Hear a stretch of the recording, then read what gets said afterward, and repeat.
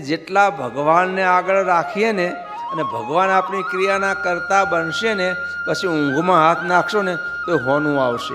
અને ભગવાન ભેગા નહીં હોય ને તો ગમે એટલા પછાડા મારીશું, પગ પછાડીશું, ઠન ઠન ગોપાળ હો, એક હાંસો તે તૂટશે, નહીં થાય પૂરું. માટે દરેકે ભગવાન ભજવામાં ખટકો રાખવાનો. હો, આ હું કહું છું, મનમાં કોઈ ગાળો દેતા હશો પણ બંધુઓ, ફરજ છે આપણી, કોઈ સ્વાર્થ નથી. બસ બધાના જીવનમાં શાંતિ શાંતિ વર્તે ને અને બધાના મુખ મળીને હસતા જોઈએ.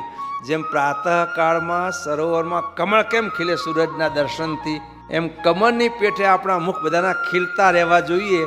આવું બધાઓમાં દર્શન ઈચ્છીએ છીએ અમે. અને એનો માર્ગ છે ભગવાનની આજ્ઞાપરાયણ જીવન જીવવું, ભગવાનનું ભજન કરવું.